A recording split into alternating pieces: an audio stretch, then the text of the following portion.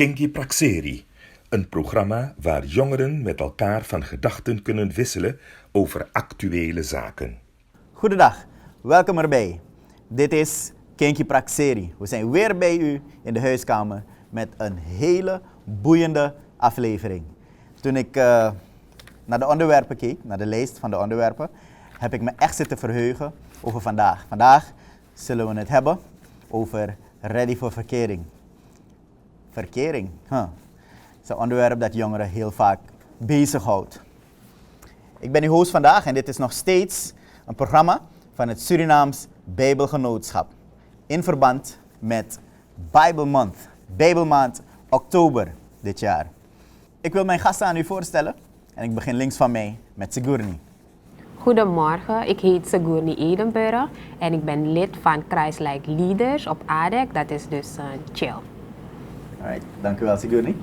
Rechts van mij hebben we Jeremy. Blessings everyone, ik ben Jeremy Wilson, lid van de GS, Jesus Student Suriname op Lico 2. Dank je Jeremy. En ik heb ook het genoegen om aan u voor te stellen, onze professional vandaag, niemand minder dan onze zuster Maureen André. En als u de naam André hoort, dan weet u dat het gaat knallen. Zuster André. Goedemorgen van mijn kant of goedemiddag, afhankelijk van wanneer het programma uitgezonden wordt. We gaan het hebben over, ben je ready voor een verkering? En wat is een verkering eigenlijk? Een verkering is een periode waarin een jongen en een meisje gebruiken om samen biddend, vooral hoe christenen zijn, te onderzoeken of ze bereid zijn om zich in een huwelijk aan elkaar te verbinden. Het gaat eigenlijk om een commitment. En wanneer ben je ready? Nummer 1, moeten wij bewust zijn van dat we het woord van God tot ons moeten nemen. We moeten het kennen. We moeten weten wie Jezus Christus is. Omdat God onze schepper is, Hij weet precies wat we nodig hebben, hoe we moeten zijn om in een relatie te kunnen stappen. Omdat Hij ook een God is die relaties onderhoudt en op een juiste manier. God heeft een prachtig plan bedacht en dat zien we terug in het huwelijk. Geweldig plan. Daarom moeten wij ervan doordrongen zijn dat de bedoeling van een verkering altijd zal moeten zijn dat het uiteindelijk uitmondt in een huwelijk. Omdat we als christenen niet proberen, nee. Wij hebben eigenlijk de professional, God zelf aan onze zijde. Daarom hebben we nodig om adviezen van Hem in te winnen. Te weten wat Hij verwacht van een relatie. En hoe we moeten staan in een relatie. Geweldig dat we deze God mogen kennen. En als je in een relatie wil stappen, verkering wil hebben, zorg ervoor dat je Jezus persoonlijk kent. Ken jezelf ook. Stel jezelf de volgende vragen. Ben ik wel bereid om me te committen in een relatie? Want het is niet de bedoeling dat je een ander pijn doet. De bedoeling is dat jullie samen zullen bouwen aan een geweldige toekomst. En dat het uiteindelijk uitmondt in een huwelijk. Ga niet met open wonden. Als je verwond bent uit vorige relatie, zorg ervoor dat je je laat helen. Dat je al biddend voor Gods aangezicht komt en zegt, Heer, dit is mijn staat. We moeten eerlijk zijn. Dit is mijn staat. Ik ben verdrietig, ik ben boos, ik ben teleurgesteld, Vader. Help mij, genees mij, bevrijd mij. En dan gaan we het zien. God is betrokken. We gaan verder. Begin niet te jong. Want een relatie kan niet jaar in jaar uit stand houden. Want hoe weet je het? Het vlees is zwak. We moeten realistisch zijn. We zijn christenen, we hebben God aan onze zijde. Maar we weten ook dat soms het vlees naar boven wil komen. Mensen, we gaan op juiste tijdstip. Juiste tijd. Ik denk zelf eraan, van misschien moeten we in die termen denken van wanneer je in de afrondende fase bent van je studie. Zodat de perspectieven ruim zijn en je dan ook bereid bent om in vriendschappen te gaan investeren. In je te concentreren op de dingen van de Heer. Je studie moet ook je moet tijd vrijmaken voor je studie. Indien je interesse hebt in een relatie, wees eerst vrienden. Goede vrienden. En trek op met een ruimere vriendenkring. Want je weet, daaruit kan je je keuze maken. Hè? Maar als je de eerste en de beste neemt, dan kan het soms misgaan. Je bent jong. Geniet van het leven. Vriendschappen aangaan. Heb een voornemen dat het een levenslang verbond zal zijn. Breek het hart van de ander niet. Schep geen verwachtingen waaraan je niet kan voldoen. Verken een tijd lang de andere door goede gesprekken te hebben over geestelijke zaken, maatschappelijke ontwikkeling en andere. Want je moet kunnen eten. Voordat je gaat nadenken van, ik moet de lichamelijke nabijheid zoeken, want je weet het toch? Te veel aanraken terwijl je nog niet ready bent. Paulus zegt het ook. Ja toch? Als je van begeerte brandt, moet je trouwen. En als je dan niet zo ver bent, we gaan dingen rustig aannemen. Niemand heeft haast. Laat je ouders, laten de ouders van je en de verzorgers meedenken en bidden voor de juiste partnerkeuze. Altijd ook de ouders betrekken, want soms de ouders hebben ervaring, dat ze zien veel meer dan jij ziet. En iemand die niet ernstig is met God. AUB. Ik zeg altijd aan de jonge meisjes. Jullie zeggen van, ik wil me niet, wat is onderdanigheid? Je mag zelf kiezen. Van tevoren kies jij aan wie je onderdanig zal zijn. Toch? Dus als je ja zegt, dan moet je ook zeker zijn dat het iemand is die praktiseert datgene wat God van hem vraagt. Dat hij trouw is. Dat zijn woord is. Integer. Dat hij staat achter alles wat hij zegt. Christus moet centraal zijn. We zijn christenen. We maken geen grap. Christus moet centraal zijn. En blijven. Leer uit goede relaties. En niet uit wat social media hier voor je houdt. Vandaag zijn we met die, morgen met de ander. Het is niet uitproberen zoals ik het al heb aangegeven. We zijn ernstig, we gaan voorbeelden geven. En een voorbeeld zijn, ben je ready voor verkering? Ik heb een paar punten aangehaald. Ben je ready? Laten we ervoor gaan. Want als Christus aan ons zijde is, dan kan het niet misgaan. Want dan gaan we het biddend nemen. We gaan hem om inzicht te vragen. We gaan daar staan en zeggen van Heer, uit eigen kracht kan ik het niet. Heer, wie is de juiste voor mij? Wie past bij mij, Heer? En wanneer je eenmaal begint, omdat je uit een vriendschaprelatie bent begonnen, dan kan het niet misgaan dat je ook de ander ook kent en weet met wie je in zee gaat. Amen. Dank u wel, zuster André. Ik had u gewaarschuwd. Ze heeft geknald. Hele mooie punten aangehaald en ons genoeg voer gegeven voor de discussie straks. We gaan even naar een break en we komen straks terug bij u. The Lord bless you and keep you. Make his face shine upon you and be gracious to you. Lord, turn his face toward you And give you peace.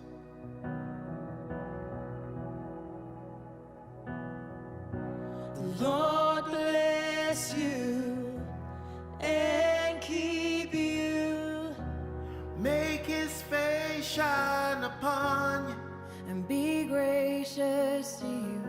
The Lord turn his face toward you And give you peace.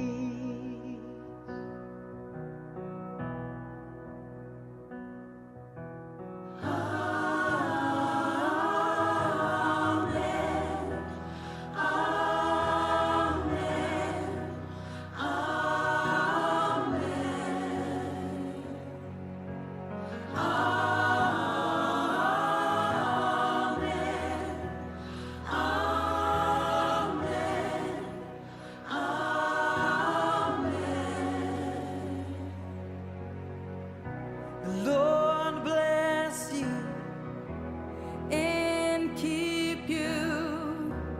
make his face shine upon you and be gracious to you. The Lord turn his face toward you And give you peace.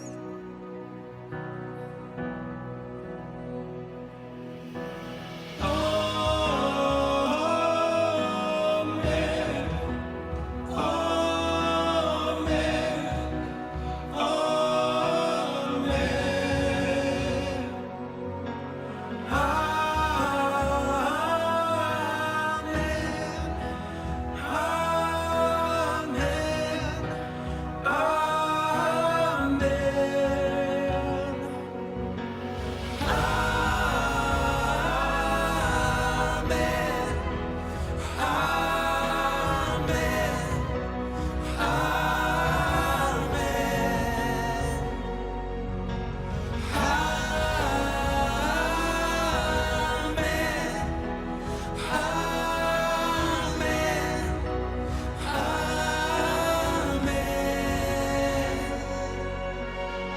We pray a blessing, manna rain down from heaven.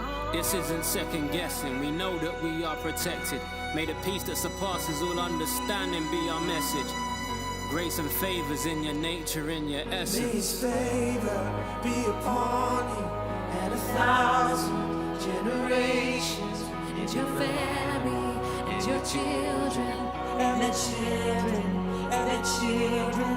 May His favor be upon you and 1,000 generations, and your family, and your children, and their children, and their children.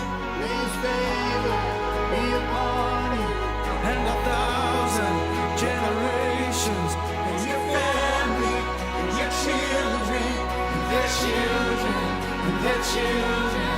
May His favor be upon you and 1,000 generations, and your family, and your children, and their children, and their children. May His presence go before you and behind you and beside you, all around you and within you. He is with you, He is with you in the morning, in the evening, in your coming and your going, in your weeping and rejoicing. He is for you, He is for you, He is for you, He is for you. He is for us. He is for you, He is for you, He is for you, He is for you. Amen, amen, amen. Amen.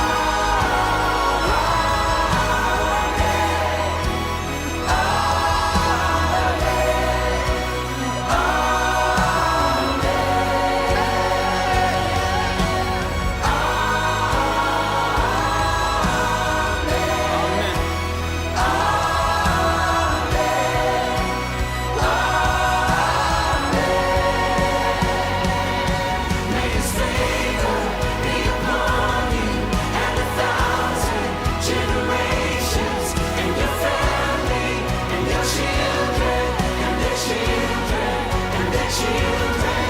May His presence go before you and behind you and beside you, all around you and within you. He is with you, He is with you in the morning, in the evening, in your coming and your going, in your weeping and rejoicing. He is for you, He is for you, He is for you, He is for you, He is for you, He is for you, He is for you, He is for you, He is for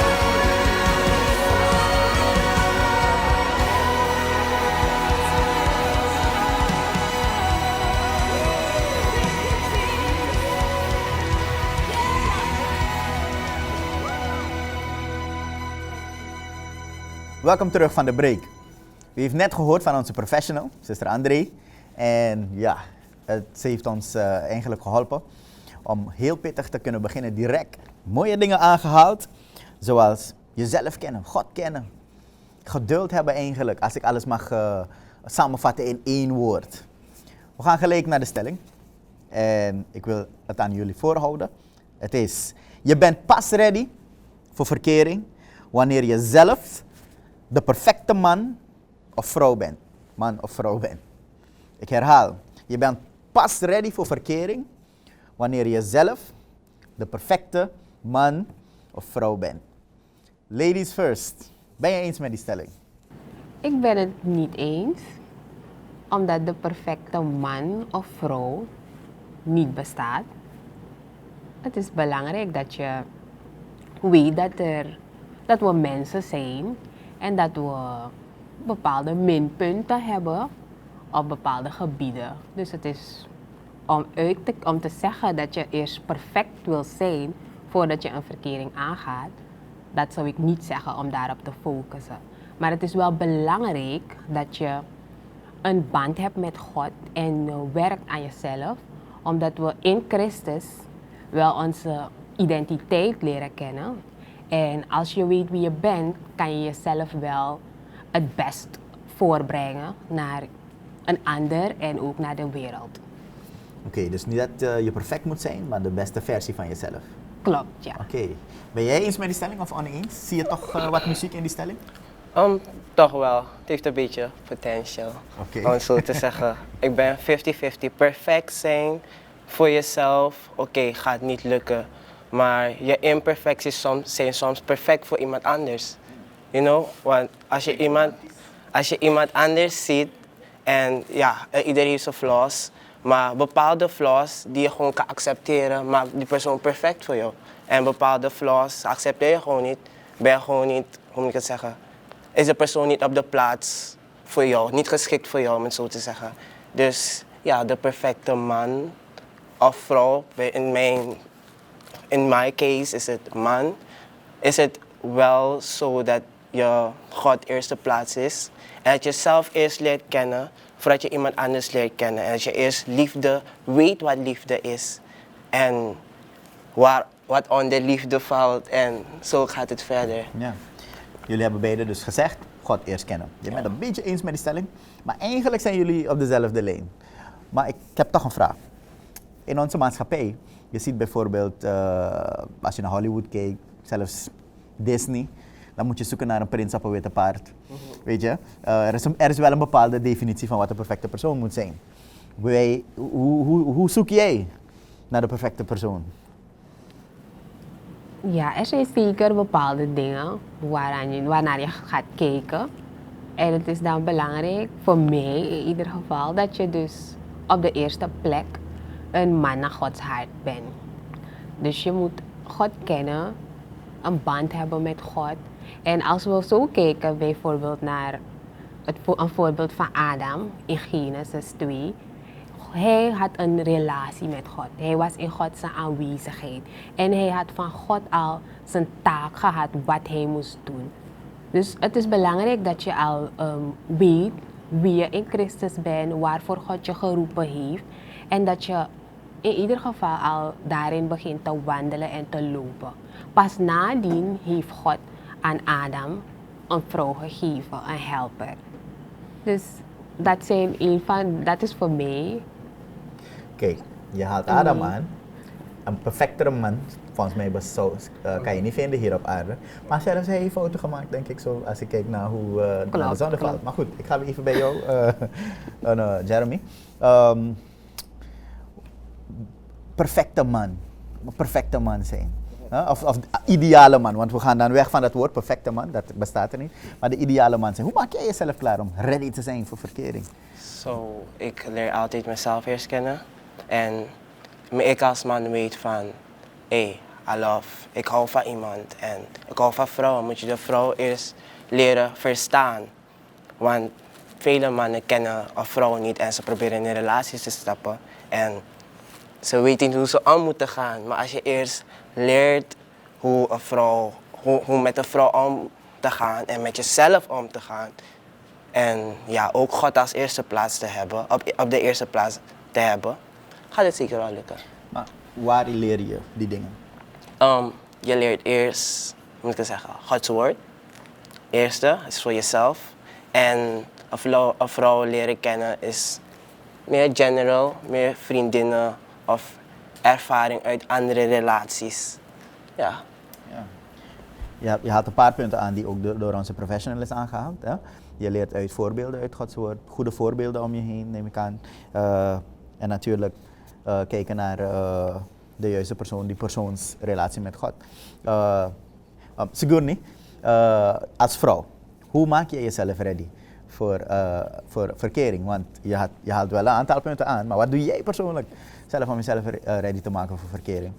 Ja, ik zorg ervoor dat ik ook in Gods aanwezigheid ben. Je moet ook God leren kennen, zodat je weet wie jij bent als persoon en wat God van jou verwacht. Ik onderzoek ook in Gods woord hoe een ideale vrouw moet zijn en ik werk daaraan. Weet je, ik had een keer een discussie met iemand. Eigenlijk, laat me verklappen wie die iemand is, mijn eigen vrouw. Spreuken 31. We lazen het samen, checken het. Dan mim de superwoman. Als je kijkt naar al die dingen die daar gelist worden van wie een vrouw moet zijn. Oei, Gods vereisten, is dat wel realistisch? Om de ideale of de juiste man of vrouw te zijn voor een ander. Zijn die dingen wel haalbaar, Jeremy? Toch niet. God geeft ook heel veel geboden als de 10 geboden. En hij wil ook dat we daaraan moeten houden. Maar hij is ons zo genadig om dat als we dichtbij ervan zijn, is het al goed voor hem. En zo is het ook wanneer we in een relatie zijn of ik als man. Hoe het daar staat geschreven dat ik tenminste dichtbij ben. Dus, ja. Denk jij dat die dingen wel haalbaar zijn? Want vertrouw me, het is heftig hoor, die vereisten zo. Ja, klopt. Spreuken 31 geeft daadwerkelijk een beschrijving van een ideale vrouw. En ik zou zeggen, het staat in Gods woord, omdat het wel haalbaar is. Het is te doen. Vandaar dat het in Gods woord is opgenomen. Oh, dan ga ik ruzie met jullie zoeken. Onze professional zei, kijk naar goede voorbeelden om je heen. Boy, maar als ik kijk om ons heen vandaag de dag, dus goede voorbeelden zijn best, is moeilijk om te vinden soms. Hebben jullie goede voorbeelden waar jullie van putten? Ik zou zeggen van, alles is een goed voorbeeld, positief of negatief. Het negatieve zeg je wat je niet moet doen. Het positieve zeg je van, oké, ik ga dit doen. En als iemand iets negatiefs doet, heb ik ook in mijn ouders hun relatie. Dat ik kijk van, negatief, dit, als je dit doet, zorgt het hiervoor. Als je dat doet, zorgt het hiervoor. Dus je leert uit het negatieve. Dat is ook een goed voorbeeld. Ja, zoals Jeremy ook zei, uit relaties waar het misgaat, daaruit kan je leren en je ziet daaruit van dit zijn de dingen die ik zeker niet moet doen. En bij goede relaties, daaruit haal je ook de dingen die je zeker kan toepassen en meenemen voor jou als persoon in je relatie. Dan ga ik nog een stukje verder. Ik kom een heleboel jonge mensen tegen die heel erg bang zijn om in een relatie te gaan stappen. Een vaste relatie, want dat van zoals de wereld het voorstelt, bind je niet aan iemand, haal gewoon je voordeel eruit, een beetje fun hebben, maar bind je niet aan iemand, want ze gaan je toch teleurstellen, ze gaan je toch pijnigen. Er zijn een heleboel mensen die bang zijn voor dus dat model van God. Weet je, jezelf committen aan iemand voor de rest van je leven. Gewoon vanwege slechte ervaringen, misschien heel erg dichtbij zelfs. Wat zeg je aan zulke mensen dan? Ik zou zeggen, als je je laat leiden door God, zorg ervoor dat je in ieder geval een zodanige band met God opbouwt, zodat je Gods stem duidelijk kan verstaan. En van daaruit kan je de leiding hebben van Gods geest. En God is een liefdevolle vader. Als je hem kent, dan kan je hem duidelijk verstaan en gaat hij je geen verkeerde keuzes laten maken. Ja. Dus hou vast, blijf vasthouden aan het geloof en bouw aan je relatie met God. Jeremy, wat zeg je aan zulke mensen dan? Ik ken ook een heleboel jongens die zeggen van, het is moeilijk. Ja, ik ga uit ervaring praten, bij jongens is het altijd moeilijk, Ze houden van fun en bij een man is meestal, laten we zeggen jongens, een echte man is moeilijk te vinden. Maar jongens zijn altijd nog speels en ze willen altijd nog genieten en zo. Maar ik zeg altijd van, shift je focus. Laat je focus niet zijn op een man of een vrouw, maar laat je focus zijn op God. En God zegt van, zoek eerst mijn koninkrijk en mijn gerechtigheid. En alles, daar moet je zoeken. En alles dat je nodig hebt, niet wat je wilt, wat je nodig hebt, gaat je tegemoet komen. Ook een goede vrouw of een man. Heel belangrijk wat je zegt. En dat heb ik ook ervaren in mijn persoonlijk leven. Je moet jezelf zeg maar op die plek brengen. Met God, met Gods hulp, voordat je ready bent. En dan sluit ik dan aan op dat punt dat onze professional maakte. Oei, onze generatie, jong. Het gaat veel te snel. We hebben zoveel haast. Jonge mensen hebben haast met relaties. En dan zitten ze op school, noem maar op, met alle gevolgen van dien. Wat zeg je aan je generatiegenoten? Jeremy? Ik zou eerst zeggen van, leer eerst jezelf kennen. En als je jezelf leert kennen, en ook als je iemand bijvoorbeeld leuk vindt, dat je de persoon ook leert kennen. En daarom ook eerst een vriendschap hebben om de persoon te leren kennen. Zo ups en downs, wat je moet doen en wat die persoon leuk vindt. En don't rush it. Want de meeste dingen die je rush, zijn altijd een flop, om het zo te zeggen. Je faalt altijd. En met rush bedoel je in bed springen? Ja, in bed springen. En dat soort dingen, hè? Dat soort overhaaste dingen. Oké, Sigourney? ik zou zo zeggen van relaties hebben geen haast. Je kan wachten en focussen op andere dingen. Want als je in ieder geval in een relatie stapt met als doel het huwelijk, moet je weten dat je leven dan gaat veranderen. Want je hebt dan een commitment met de ander. Neem de tijd dat je nu hebt voor jezelf. Om jezelf te ontdekken, wat je talenten zijn, wat je leuk vindt. En focus daarop, zodat je een goede basis kan vormen voor je relatie uiteindelijk. Maar in een relatie gaan dingen anders gaan. Dus het staat ook in de Bijbel. Ik kom nu niet precies erop waar, maar neem die tijd in ieder geval nu om echt te focussen op jezelf. Ja. Op jezelf. Voor de jonge mensen misschien die thuis kijken en die in de verleiding zijn gekomen om misschien overhaast in de relaties te stappen en dingen die ze eigenlijk niet mochten doen, zich daaraan hebben bezondigd. Wat zeg je aan zulke jonge mensen? Misschien zitten ze zich schuldig thuis te voelen. Jeremy. Ik zeg van, voel je niet schuldig. Ieder maakt een fout. Nu is het tijd om jezelf terug te trekken en niet naar aandacht op verkeerde plaatsen te gaan zoeken. Want dat is meestal het geval, dat ze op verkeerde plaatsen hun aandacht zoeken. En je gaat alleen maar je wond gewoon groter maken en je gaat het steeds moeten aanraken en dat gaat pijnlijk doen. Just take the time back to heal yourself and to get to know yourself. En verhoog je standaarden echt. Als je echt in een relatie wil stappen, schrijf gewoon de eisen van, als zo'n man of zo'n vrouw niet aan zulke dingen, hoe moet ik het zeggen, als ze zulke dingen niet hebben, wil ik het niet. Ja, verhoog je standaarden. Ja. Dat is soms een heel simpel ding te doen, maar helaas, we zien het niet.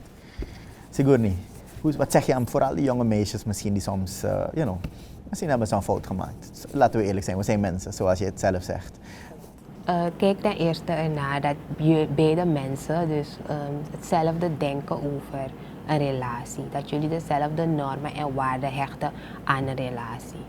Als jij bijvoorbeeld wilt wachten totdat je bepaalde stappen neemt, zorg ervoor dat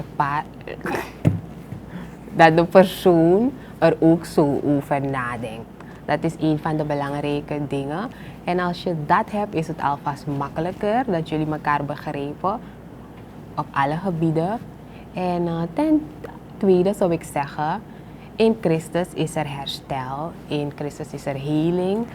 Ja, heel belangrijk dat je dat zegt, want soms, jonge mensen vooral, als ze door een eerste of tweede grote teleurstelling gaan in een relatie, dan voelen ze zich waardeloos, minderwaardigheidscomplex. Ik ben niet goed genoeg. Je bent goed genoeg voor Christus. En in Christus is er herstel. Ook al heb je een fout gemaakt. Dat is belangrijk om dat te stellen. Maar toch wil ik een vraag stellen ook, Jeremy en Sigourney. Welke leeftijd? Want dat is toch belangrijk. Want ik zie 12-jarigen praten over mamijn en maboe. En my girl en dat soort dingen op Instagram en Facebook en dat soort dingen. Dat ding maakt me gek. En vooral hoe ik nu vader ben en ik heb 2 meisjes. Begrijp je? Welke leeftijd, op basis van jullie eigen ervaringen, als je terugkijkt, misschien hebben jullie ook, hadden jullie ook haast. Welke leeftijd zeg je van, luister, laten we die mensen een richtlijn geven thuis? Ik ben nooit echt een voorstander geweest van leeftijd. Want ik heb altijd gezien van, hoe ouder de mens wordt, toch blijven ze soms kinderachtig. Dus ik zeg van, ja, facts hè. Maar ik zeg altijd van, laat hier veranderen. Dit gaat je laten groeien. Leeftijd maakt je gewoon ouder, je mind maakt je volwassen. En als je op een jong leeftijd je volwassenschap in je mind kan behalen, en ook financieel natuurlijk, ja, waarom niet? Jong. Maar ja, het is ook iets van ouderen die het ook nodig hebben, want daarom hebben we ook zoveel divorce en heel wat dingen. Want ze zijn ook niet echt ready voor een relatie en ze zijn ook oud en 4 of 5 keer getrouwd een vrouw van man. Like, je ziet het hè? Facts hè? Je legt de vinger op een zere plek. En je gaat naar leeftijd. Het gaat met je denken. Ja. Je denken volwassen maken en op het niveau brengen dat gewenst is bij God. En toch, want ik blijf even hameren op dat ding van leeftijd. Want kan je dat niveau hebben bereikt op 12-jarige leeftijd? Nee, Sigourney? zeker niet. Er is wel een bepaalde, ik denk er is toch wel een leeftijd. En ik zou zeggen, nadat je je middelbare studie afgerond hebt, wanneer je op ADEC komt of na je bachelorstudie, denk ik dat je wel een bepaalde manier van denken ontwikkeld hebt om bepaalde zaken in de maatschappij en van het leven te kunnen vatten. En dat je dan liever kan kiezen voor een paard. Maar kan je dan misschien in de tussentijd, zeg, naar de middelbare school of iets dergelijke, of al op de middelbare school iemand op het oog hebben, met, zoals onze professional zei, waar je mee vriendschappen op nahoudt. En de persoon op die manier leert kennen voordat je echt dat ijzer smeet. Ja, dat zou ik ook zeggen. Je kan alvast een vriendschap aangaan met iemand die je op het oog Met hebt. de nadruk op vriendschap. Ja. Alright. Jeremy, heb je iets om daarop aan te vullen? Want zij heeft toch iets aan de leeftijd telt toch? Toch wel. Maar ja, leeftijd is iets dat me echt stoort. 16, laat me zeggen 16 plus. Ik hou niet van deze jongen. Dachters. Ja, 16 plus, 18 plus. Ik praat uit ervaring omdat ik, vaker meisjes heb gekend die ze waren ready ervoor. Maar het is gewoon dat jullie beide ready moeten zijn. Dat is 16 plus, kan je die vriendschap gaan ontwikkelen. Laat me het zo zeggen. Ja. Oké, dan mag je over de vloer bij mij thuis. Nog niet erin gaan, maar daar kan je het aan gaan ontwikkelen. 12 jaar is te jong. Maar 16 kan je het al, 18, 19, daar gaan jullie serieuzer erin. Oké. Als man, ik ga een beetje heller richting Jeremy. Als man, ik zie ook een heleboel jongens die fout maken om misschien te snel dingen van zichzelf opgeven om alles te kunnen geven aan een meisje. Ik zie jongens de school vroeg verlaten om te gaan werken en noem maar op. En dan voordat je denkt, na een paar jaar hebben ze ruzie met die dame, omdat zij is door blijven studeren, ze bereikt een niveau, jij bent blijven steken ergens. Alleen maar spanningen in die relatie. Jonge mannen, talk to them. Hoe moeten ze dit ding doen? Ik snap het. Ik weet hoe we voelen. Een man is, hij wil echt geven. Als een man van iemand houdt, gaat hij alles op alles doen om zijn vrouw to satisfy her. Maakt niet uit wat hij moet doen, moet hij door een rivier zwemmen. Samus jamming, als hij gaat het doen. Echt waar, hij gaat het doen. Een man is echt dom, om het zo te zeggen. Wat liefde betreft, hij is dom verliefd, om het zo te zeggen. Ik zal dat woord handhaven, omdat eigenlijk is het waar. Ja, is facts. Ja, is echt facts. En ik wil zeggen, focus on the Lord, because hij gaat je naar de rustige wateren leiden. Hij gaat je verder brengen en je ogen gaan echt gericht zijn op de juiste. Je gaat gewoon gevoelens krijgen voor de juiste. Jou wil connect spiritually, om het zo te zeggen. Ja. Sigurni, praat aan de jonge meisjes. Laat ze dit ook doen, want die jonge meisjes, als ze het moeten hebben van social media, als ze het moeten hebben van Hollywood, dan is het zoek de kamer direct op. Met alle gevolgen van dien. Aan jonge meisjes zou ik zeggen, weet dat je waardigheid bent in Christus en probeer je waardigheid te behouden. Dus wacht rustig totdat je een bepaalde mate van geestelijke volwassenheid bereikt hebt. En dan neem je die stap. En ook totdat je de juiste partner ontmoet hebt. Ik heb uit die discussies mooie kernbegrippen kunnen halen, zoals geduld. Investeren in jezelf, in je mind. En focussen, vooral op God. We gaan onze professional uitnodigen om in te gaan op de dingen die we gezegd hebben hier aan tafel. En natuurlijk om jullie vragen te beantwoorden. Zuster André. Er is veel eerlijkheid in elk geval. Ik denk wat we sowieso mee moeten kunnen nemen is dat je eigenlijk een beste versie van jezelf moet willen zijn. En ik vond het zo mooi dat hij ook aanhaalde van imperfectie is juist soms aantrekkelijk voor een ander. En God, we zien ook dat God op de eerste plaats moet zijn. Eigenlijk centraal moet staan. En dat je werkelijk het begrip liefde moet kunnen omschrijven. En meer dan ooit vind je het in het woord van God. Ja. Ik vind dat van de eigenschappen, een man naar Gods hart, heb ik ook gehoord, heel mooi. Dat van, bij Adam zien we ook dat hij toekomstperspectieven had. Weet je, we merken dat alles wat God van tevoren heeft geschapen, dat uiteindelijk het dienend is voor de rest. En geweldig, ik vind het een voorrecht dat mannen eerst geschapen zijn. En daarna de vrouw. Dus eigenlijk hebben wij een gespreid bedje gekregen. Wat een geweldigheid. De ideale man, dat het eigenlijk niet bestaat. Maar toch een beetje naderen. Vond ik ook wel een goede benadering. Dus eigenlijk het streven naar om toch een betere man te zijn. Volgens Gods woord.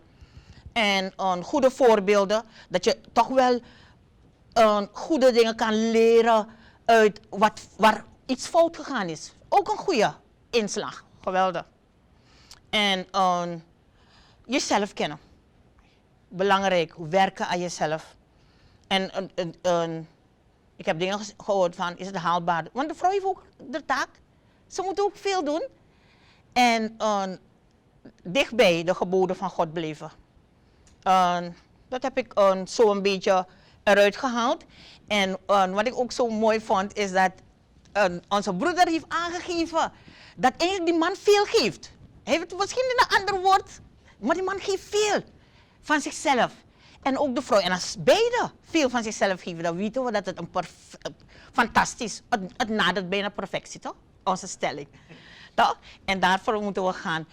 En ik wil ook, als ik advies mag geven, nog een advies. De jongeren bemoedigen om naar zulke programma's te kijken, te leren. Voordat je een verkering aangaat. En dat je ervoor gaat dat je echt alles van jezelf geeft. Dat je investeert in tijd. Ik ben gegaan, als ik alleen maar zelf, wij zijn gegaan voordat we een relatie hadden. We waren eerst vrienden, goede vrienden, Serge en ik. Wij zijn ook gegaan naar sessies waar er gesproken werd over liefde. Wat is liefde? Wat is verkering? Hoe denkt God erover? Wat zegt de Bijbel erover? En zo kan je jezelf gaan echt volproppen met datgene. Zodat wanneer dat op aankomt, het een feit wordt dat je het kan uitademen. Dat je niet alleen maar een hoorder bent, maar ook een dader bent. Dat je gaat praktiseren datgene wat je geleerd hebt. Geweldig is dat.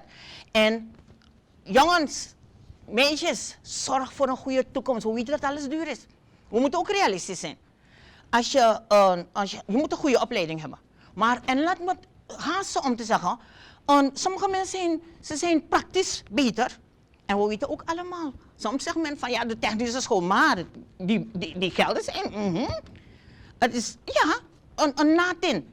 Dus het hangt ervan af, niet iedereen kan misschien naar de universiteit gaan, maar zoek iets waar je toch wel goed ervoor staat, financieel, geestelijk, er goed voor staat, zodat wanneer het op aankomt, je werkelijk die man het hoofd van het gezin kan worden en die vrouw een hulp voor de man, zodat het gezamenlijk iets moois wordt en dat Gods naam verheerlijkt wordt. Amen. Ik wil daarmee de vloer openen voor vragen van onze debaters. Maar voordat u dat doet, wat u zei daarnet sluit precies aan op de woorden van God zelf, waar hij zegt, daarom zal een man zijn ouders verlaten.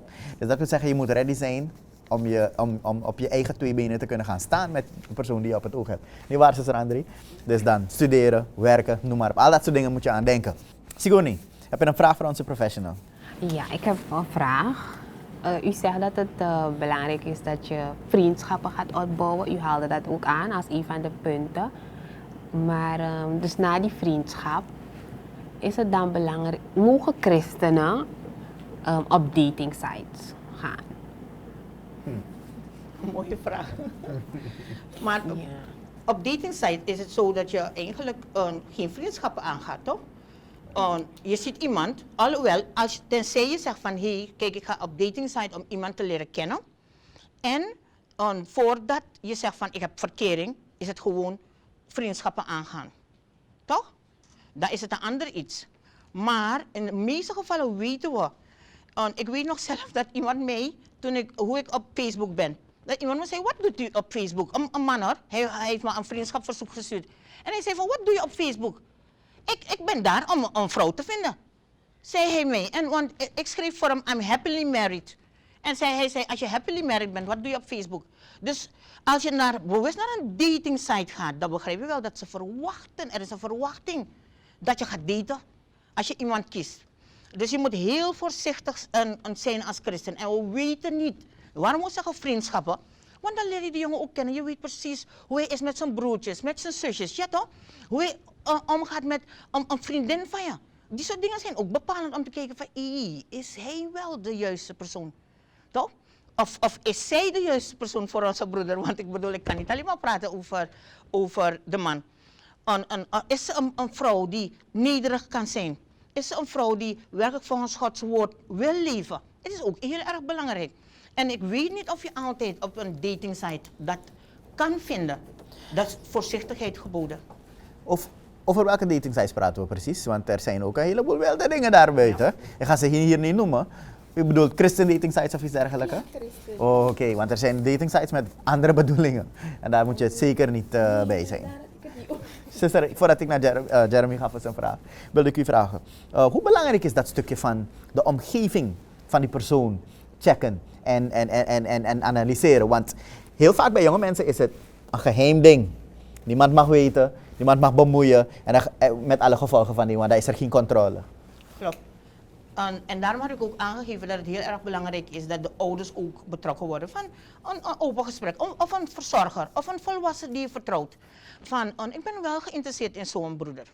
Of een zus, weet je, of ik ben geïnteresseerd in een zuster. En dat die je van adviezen kan dienen. Dat die kan checken een beetje voor je van, hoe is die jongen zelf ook in de kerk? Toch? Want straks ga je ook, je weet het niet, hij zegt, hij beweert christen te zijn. Maar hij bezoekt geen enkele gemeente. Toch, hij valt niet onder gezag. Hoe gaat hij gezag dan uitoefenen op jou? Begrijp je wat ik bedoel? Het zijn hele moeilijke dingen, dus de omgeving is heel erg belangrijk. Maar de omgeving moet ook stimulerend zijn. En waarom ik ook zeg van de ouders, omdat je ziet daar bij de ouders, ook in je gezin, het gezin waarin je opgroeit, leer je over wat een relatie is. Hoe je omgaat met je broers, je zusters. Als je elke keer maar hou je man, mening van de ander telt niet, dan moet je je afvragen van, wil ik wel horen bij die persoon? Is die persoon wel ready voor een verkering? Zijn hele mooie dingen. Toch? Dus de omgeving, want de omgeving kan je ook helpen om te bidden. Van, Segoni is, Jeremiah is bezig, weet je? Is verliefd. We gaan op de bres staan, zoals Gods woord het zegt. En hoeveel mensen, je moet een village hebben achter je.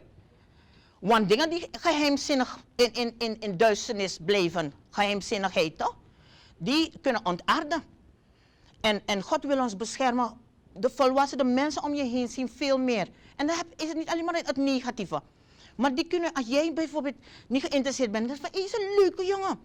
Is een jongen die, je moet ervoor gaan, jullie hebben misschien nog niet alles, maar hij heeft goede perspectieven. Hij hoeft niet een rijke jongen te zijn, geen geld, maar als jullie samen ervoor gaan, gaan jullie samen opbouwen. Soms heb je die oudere mensen die nodig die soort dingen voorhouden. Je kan nu geen auto kopen, jullie gaan bussen, maar jullie intussen gaat hij is spaarzaam. Dus al deze dingen zijn belangrijk hoor, los van het geestelijke. Toch? Dus haal dit ding uit de duisternis, zeg maar, of uit het donker. Breng het in het, zeg maar, in openbaar. Het moet kenbaar gemaakt worden. Ja. Ik weet wel van, ik ken ook iemand die geïnteresseerd was, heeft die ouders gevraagd. Een jongeman heeft ouders gevraagd, nog meer mensen, vriendinnen. En uiteindelijk toen het gevraagd werd, was het goed. Want er was een jaren vriendschap en uiteindelijk de anderen konden adviezen geven, omdat het uit een duistere situatie gehaald is. Dus het is heel erg belangrijk om je omgeving te betrekken. Sigone heeft een vraag voor u, maar voordat we naar haar vraag gaan. Die opmerking die u maakte in uw inleiding over de eerste de beste. Het hoeft niet altijd de eerste de beste keuze zijn die je maakte. Kunnen we als christenen ook, moet er ook ruimte zijn om te zeggen, hey broeder of zuster, het gaat niet lukken. Weet je, zonder dat je een schuldgevoel hebt of dat mensen in de kerk je kruisigen. Er moet ruimte altijd, wij zijn mensen hè. We maken een foto. Liever dat je van tevoren aangeeft, dit wordt niets. Dan dat je in die relatie bent. En dus alle huwelijk. En je denkt in jezelf, Pemi pot misreeft ja. Dus het is beter dat jullie kunnen als vrienden eruit. Het hangt ervan af, we zijn christenen, toch hoeven niet met ik moet niks van je hebben en je gaat die ander neerhalen. Gewoon van. En je ziet een heleboel jonge mensen naar andere kerken gaan omdat ze die persoon niet kunnen zien. Terwijl er gewoon een duidelijk ook de omgeving kan helpen. Van Een derde persoon kan ook ernaast staan en zeggen van, kijk, luister nou. Ik heb een gesprek gehad, als het moeilijk is voor die andere persoon hoor. Want soms kan het dat meisje zijn, soms kan het die jongen zijn. Dat je gewoon eerlijk bent en zegt van, ik merk dat we vrienden kunnen zijn. Maar niet in een verkering. En ik wil gewoon nog vrienden blijven hoor. Heel netjes en de ander niet beledigen. Niet neerhalen, want net als wat deze broeder ons gezegd heeft. Imperfectie van de een kan een zegen zijn, aantrekkelijk zijn voor de ander. Toch, wat jij nu wil, is morgen een grote zegen voor de ander. Toch, dus we moeten heel netjes blijven, omdat God niet neerhaalt, maar juist oplift. Om te zeggen van, er is zeker wel een betere vrouw voor jou. En weet je, en misschien vanuit jou zelf vertrekken. Dan is de ander niet beledigd. Ja. Toch? En ook bereid zijn om los te laten. Klopt. Ja? Maar dat is moeilijk hè, broeder. Want je weet, als we iemand hebben vastgegrepen. Maar een eerlijk gesprek helpt wel. En volwassenen kunnen je daarbij ook helpen. Je bent begonnen en de ander denkt in jezelf, boy, ik heb gezien dat mijn zoon niet zo gelukkig is. Of mijn dochter. Terwijl toen ze vrienden waren, ging het heel mooi. Smooth. Gewoon aangeven. Netjes blijven. Sigurni, fire away. Maar om dit soort situaties te voorkomen, kan het dan dat je meerdere personen tegelijkertijd leert kennen. Oh. Maar daarom heb ik gezegd, een brede vriendenkring. Zuster, ik bedoel je meerdere dating opties hebt tegelijkertijd. Zuster, is goed erop zeggen. Omdat zo denken jonge mensen. Dat je meerdere... Kijk, je kan vrienden hebben, maar niet de bedoeling dat van allemaal een potentiële. Toch? Want ik bedoel, we moeten ook trouwe mensen zijn. Toch? En ook eerlijke mensen. Want je moet niet iemand, want stel je voor dat je zoveel mensen leuk vindt. Jij zegt dat aan die heeft een bepaalde verwachting en dat hadden we ook van tevoren aangegeven. Als die persoon een bepaalde verwachting heeft, kan jij het nakomen? Want als iedereen zegt van, ik vind je leuk hoor, maar we gaan kijken aan elkaar. Begrijp je? Het is een kan, om het een beetje, om dat woord te gebruiken. Je moet keuzes maken.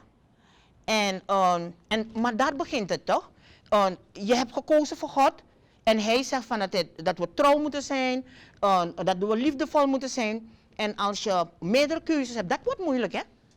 Want je weet dat sowieso gebroken harten gaan achterblijven. En dat is niet jouw bedoeling als mens. Als christen vooral. Maar dat. We zijn geen players. Als je een volgeling van Christus bent, meisje, jongen, je bent geen player. We zijn serieus. We zijn serieus op zoek naar de persoon met wie we de rest van ons leven gaan besteden. De tijd is rijp om te horen van onze fireball-predikant, dominee Danielle Dokman. Help ons, dominee. Eliezer, hartelijk dank. Vandaag ook weer een heel spannende discussie. Want dit onderwerp is heel een actief onderwerp onder heel veel jongeren, maar ook oudere mensen. Wanneer we praten over verkering, dan gaat mijn mind zoals bij Sigurni direct naar Adam en Eva. Omdat, weet je, vaak genoeg gebruiken we het verhaal van Adam en Eva alleen om te praten over de zondeval. Maar er is heel veel over verkering, relatie hebben, romantic zijn in dit verhaal over Adam en Eva. Het verkeringsproces kunnen we ook daarin zien. Dus ik dacht eraan, laten we het toch wel even bekijken. En wat belangrijke dingen die jullie al hebben gezegd ook meenemen en nog iets erbij zetten. Dan wil ik Genesis 2, vers 18 tot 25 even snel voor ons voorhouden. En de Heere God zeide, het is niet goed dat de mens alleen zijt. Ik zal hem een hulp maken die bij hem past. En de Heere God formeerde uit de aardbodem al het gedierte des velds en al het gevogelte des hemels. Ook bracht hij tot de mens om te zien hoe die deze zou noemen. En zoals de mens elk levend wezen noemen zou, zo zou het heten. En de mens gaf aan al het vee, al het gevogelte des hemels, al het gedierte des velds. Maar voor zichzelf vond hij geen hulp die bij hem paste. Toen deed de Heere God een diepe slaap op de mens vallen. En terwijl deze sliep, nam hij van hem een van zijn ribben en sloot haar plaats toen met vlees. En de Heere God bouwde de rib die hij uit de mens genomen had tot een vrouw. En hij bracht haar tot de mens. Toen zeide de mens: dit is nu eindelijk been van mijn been, been van mijn gebeente, vlees van mijn vlees. Deze zal man eten, omdat zij uit de man genomen is. Daarom zal een man zijn vader en zijn moeder verlaten en zijn vrouw aanhangen. En zij zullen tot één vlees worden. En zij beiden waren naakt, de mens en de vrouw. Maar ze schaamden zich niet voor elkaar. Tot zover die lezing. Hebben jullie ook kriebels? Ik krijg chills. Chills, man. Hey, hallo. Het is een liefdesverhaal hier. Check het, Tori Boom. Begin te kijken dat het verkeringsproces niet begint wanneer Adam Eva ziet. Het verkeringsproces begint al heel daarvoor. Let wel dat God al vanaf het begin wist dat Adam alleen was. Niet eenzaam. Er is een verschil tussen alleen zijn en eenzaam zijn. Adam was niet eenzaam, want Eva is niet geschapen om Adam van zijn eenzaamheid te verlossen. Hij was niet eenzaam. Hij was alleen. En God weet dat. Maar let wel dat Eva niet geschapen wordt totdat Adam beseft dat hij alleen is. Ja, want eigenlijk zou je denken, kijk, God zegt, het is niet goed dat de mens alleen zit. Ik zal voor hem een hulp maken die bij hem past. En dan gaat die tekst door. En God formeerde uit de aardbodem het gedierte. Zou je niet denken, en God formeerde uit de aardbodem de vrouw. Nee. God formeerde uit de aardbodem gedierte, takken, de hele schepping. Dan gaat God die schepping brengen naar Adam en zeggen, van elkaar ding. Afas van elkaar ding, naar Sodoning. Het is een powerful job to have. Het is een bediening van hem al daar. Dus wanneer we zeggen, ja, je moet in Gods nabijheid zijn, dat we taka bediening torik bato. Jullie hebben het beide aangehaald. De debaters, die taka bediening torik bij zijn, bediening hebben. Terwijl hij daarmee bezig is, komt hij tot de ontdekking. Ik ben alleen. Al de dingen, alles dat voor hem gekomen was, paste niet bij hem.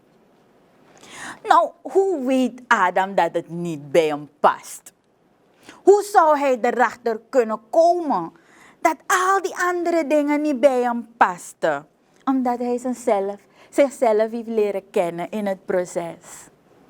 Want dan alleen zou je kunnen zeggen, nou, dat aan of me. Dit kapsa, maar dit die heeft 4 poten, ik niet. Het is een mooie bloem, maar het past niet bij mij. Want dat is wat we soms doen, toch? We zien dat alle dingen zo passen bij elkaar, dus dan zal dat ook bij mij passen. En soms zijn de zaken mooi. De heupen rond. De borsten rond. Strapping guys. En omdat het mooi en aantrekkelijk is, dan zal het bij me passen. Nee. Hij kende zichzelf. Hij heeft geïnvesteerd in de periode van alleen zijn. Ondanks hij niet misschien wist dat hij alleen was, heeft hij geïnvesteerd in het kennen van wie Adam is. In zijn bediening. In zijn tijd met zichzelf en God. Wie is Adam? Het is belangrijk dat we even wat tijd daarvoor uittrekken. En eigenlijk is single zijn daarvoor. Zelfkennis. Die zelfreflectie. En van jezelf houden. Mijn gunst, het is zo moeilijk om iemand te leren kennen die zichzelf niet kent. Jong, het is een zware, immense taak om op te nemen om van iemand te houden die niet van zichzelf houdt. Je ogen zijn mooi, deze ogen zijn gewoon zwart. Ik hou ervan hoe je kan praten. Altijd zeg ik domme dingen. Jong, het is verschrikkelijk moeilijk. Geen enkel compliment kan de persoon nemen. Je bent bezig met een heel traject. Want in je pas maar overal complex. Dat in tjading go fossi maar loop ding na fasi. Dus je kan iemand niet vragen om van je te houden als jij niet van jezelf houdt. Je zet de persoon in een traject om te beginnen en oneindeloos verder gaan met jou. Je moet tijd nemen om dat te doen. Stel jezelf de vraag, do I love the woman or the man that God created? Niet gewoon, want als we zeggen wie je bent, dan beginnen we direct te kijken, maar bediening. Saga the one for me. Maar wie heeft God geschapen? Suma de drape visa spikri. Wie ben je? Is ook een vraag. Do I love the person that God has created? De handen, de voeten, de billen, de lippen. Everything that comes with it. En een betere vraag ook nog is, do I love the person, woman or man, that I am becoming? Die ik word. Do I think this is going the right way? Want waarom dan zou iemand samen met jou één worden, if you do not love who you are becoming? Hele belangrijke vraag. En we zien dat Adam tijd neemt. Daarom kan hij zeggen, nee, die daar niet. Ik ben alleen. Het proces van zelfkennen. Zelfreflectie, zelfkennis en zelfliefde is belangrijk. Want dan alleen komen we achter onze imperfecties. Dus moet je perfect zijn om in een relatie te stappen? Absoluut niet. Je moet je imperfecties juist kennen. Stay away from perfect people. Als je in een relatie wil stappen. I'll tell you this. Stay away from perfect people. Als je met een relatie wil beginnen. Wat bedoel ik? Alles is jouw schuld in de relatie. Want ze zijn toch perfect? Ze zullen nooit verantwoordelijkheden nemen voor wat fout gaat in de relatie. Because I'm perfect and you're not. So it's your fault. Everything. Stay away from perfect people als je met een relatie wil beginnen. And if you think you're perfect, stay away from the other people. Want je gaat niet begrijpen waarom ze imperfect zijn. Ze gaan nooit voldoende voor je zijn. Because how can you make perfect perfect? It's already perfect. De reden waarom Adam kon zien en een declaratie kon maken van liefde. Been van mijn been. Vlees van mijn vlees. Dat denk je me altijd cruel wanneer ik het lees. Hij zegt, look at drapen, joh. Dat past bij mij. Omdat hij wist dat zijn rib er waarschijnlijk niet was. Dat mis ik, man. Dat was het. Daarna keek ik uit al die tijd. Want je partner moet bij je passen. What does that mean? Dan moet je toch eerst je imperfecties kennen. Dan moet je toch eerst weten wat bij je hoort. Waarnaar je op zoek bent. Voordat je het zou kunnen weten als die bij jou past. So, it's more about knowing your imperfecties. En dan spraken we erover, hoe leren we mensen kennen? There are a few steps, you know. Hier, hier, en dan gaan we daar. Know the steps. Hier, hier, en dan gaan we daar. Maar wat doen we vaak genoeg? Hier, hier, en then when we come here, no man, at that low. Want nu pas gaan we beseffen, de denkpatronen, de educatielevel, de things waarmee we gewoon geen vrede kunnen maken. Want we zijn dan pas hier gekomen. Maar je moet hier eerst kennen, education. Van waar komt de persoon? Niet alleen maar welke school, maar welke omgeving. Hoe denken we? Hoe zijn jullie thuis? Want misschien is het oké om thuis, wanneer je naar het toilet gaat, alles gewoon achter te laten voor de volgende persoon om door te spoelen. But that does not work with me. And I need to know. Ik moet weten als je emotioneel intelligent genoeg bent om een relatie aan te kunnen gaan. Emotionele intelligentie is immens belangrijk. Zou iemand wel het aankunnen als er pijn komt? Wat doe je wanneer je boos bent? Want plotseling, weet je, al die tijd, mensen komen, ik wil trouwen. Maar je weet niet hoe je partner reageert wanneer die boos is. En die boos is op moesje buiten. Want er gaat een moment komen wanneer jullie boos zijn op elkaar. En dan moet niets vliegen in dat huis. Jij zeker ook niet. En dan lichaam. Ken je lichaam. Weet. En natuurlijk zou je best wel kunnen zeggen, no, ik ben er nog niet ready voor. Je moet het kunnen weten. Dit wil ik nog niet doen. Het laatste dat ik wil aangeven. Wanneer we zeggen, hoe oud moet je zijn om een verkering aan te gaan? En we hebben dus aangegeven, kijk, 12, ben je wel ready voor 12? 12. Waarschijnlijk ben je nog 12 nog niet zo ver in je proces van zelfkennis.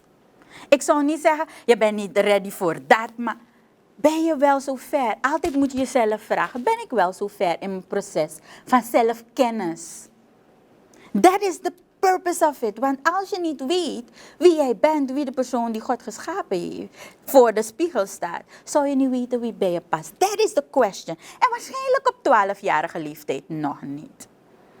Er is nog veel Adam en Eva dat voor je moet verschijnen. Neem je tijd. Nothing is running. The world keeps spinning. And there will be time.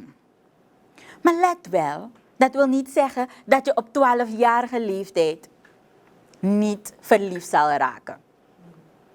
Ik was 8 jaar toen ik voor het eerst verliefd raakte. En ik kon niemand vertellen, want als ik mijn moeder vertel, zo de meter op. Soort verliefd, lookie vis, jongen verliefd. That's not okay. Je moet erover kunnen praten. Omdat je anders niet zou kunnen. Om met die emoties om te gaan en emotionele intelligentie te krijgen. Dus, lieve mensen, neem de tijd. Yes, Adam en Eva hebben het kunnen doen. Door te weten wie je bent, zelfkennis, wie God geschapen heeft, de persoon. En dan ook nog je imperfecties te kennen. Amen. Amen. Dankjewel, dominee Dokman. En als ik mag benadrukken, een van de mooie dingen, praktische dingen die u heeft aangehaald. Dit is die volgorde. En begin niet onder de tafel. Dankjewel, dominee. Heel mooi aangehaald. We hebben een hele mooie discussie gehad. We hebben heel wat kneepjes meegekregen van onze professional, de dominee, maar ook jullie zelf. Er zat aardig wat erin, in die discussie. Ben je het eens, Jeremy? Ja. Zijn we nu bij het eens? Leuke discussie, hè? Ontdek jezelf. Begin bij wie je bent. Leer de Heere God eerst kennen. Want Hij gaat je helpen om te ontdekken wie je werkelijk bent. Als je reeds in een relatie bent of je hebt iemand op het oog, no abi haast. Er is tijd, zegt de dominee. Neem tijd om de persoon te leren kennen. Haal dat ding uit het donker. Want in het donker gebeuren die gekke dingen. Hè? Haal dat ding uit het donker. Leer de persoonsomgeving kennen. Begin hier, dan hier en dan vervolgens de rest. Dit was Kinky Praxeri. En ik weet zeker dat we jouw denken hebben veranderd op het gebied van verkering. En ready zijn voor een relatie. Kinky Praxeri in verband met de Bijbelmaand van het Surinaams Bijbelgenootschap. We gaan afronden. We gaan richting het einde van deze reeks uitzendingen. Tune in voor nog 1 uitzending volgende week vrijdag. God bless. Dit was een productie van het Surinaams Bijbelgenootschap. Kinky Praxeri.